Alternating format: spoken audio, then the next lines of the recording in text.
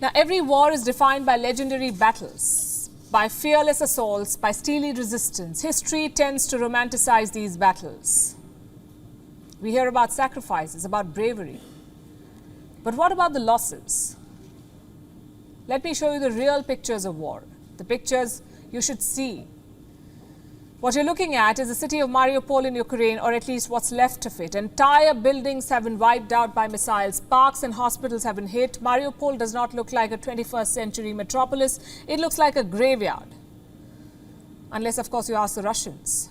They say Mariupol has been liberated from neo-Nazis. It's a strange way to liberate people. 21,000 civilians died in the siege of Mariupol. Thousands more were displaced, yet the city refused to give up. The siege finally ended on Tuesday after nearly 90 days. That's 90 days of relentless attacks. This steel plant was the last holdout. The Azovstal steel plant. It was defended by a mixed group. Some Ukrainian forces and some Azov fighters. Now, the Azov fighters, as we've told you before, are neo-Nazis. Their insignia, their slogans, everything indicates a far-right ideology. But since the war in 2014, Ukraine has embraced them. Russia says almost 1,000 soldiers were holed up at the plant, and these pictures show their surrender. The wounded were carried out on stretchers. The rest were packed into buses.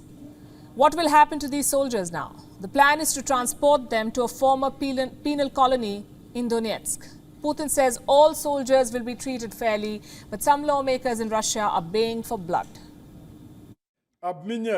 They do not deserve to live after those monstrous crimes against humanity that they committed and which are being committed continuously against our prisoners of war, which we receive with our fingers cut off, and so on. Normally, these soldiers would be placed in detention or maybe exchanged for Russian prisoners of war. But right now, their future is uncertain. It depends on what Putin wants to do, escalate or strike a deal. The fall of Mariupol is exactly what he wanted. And I can think of two reasons why. Number one, a rare victory after a string of setbacks. And number two, Mariupol could be a launching pad for his Donbass campaign.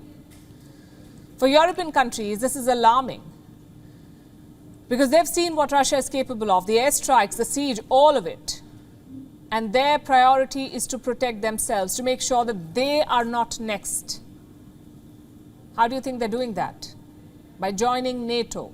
Finland and Sweden have formally submitted their application. It happened today. And NATO Chief Stoltenberg was all smiles at the event. He promised a quote-unquote rapid conclusion to NATO's Nordic expansion. The applications you have made today are an historic step. Allies will now consider the next steps on their path to NATO. The security interests of all allies have to be taken into account, and we are determined to work through all issues and reach rapid conclusions.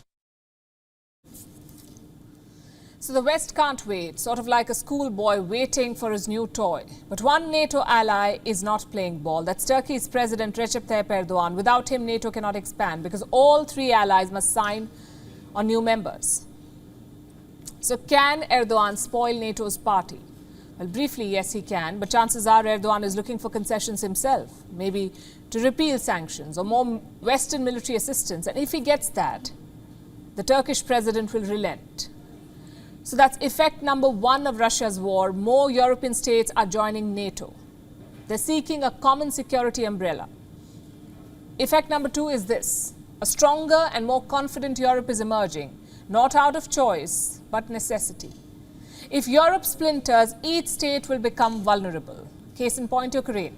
But together they can tackle belligerence, not just in their neighborhood, but also on the high seas.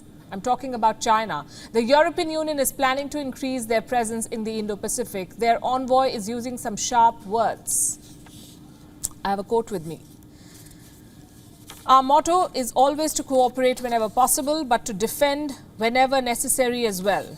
It's a way of enhancing our capacity and our credibility in terms of defending our interests. What does that mean? Europe is making a sharp Pacific pivot. And that could mean anything. More voyages by European warships, more defense deals with Indo-Pacific nations. The EU envoy did not go into the details. But it's a good start by Brussels. The problem is they're not 100% committed.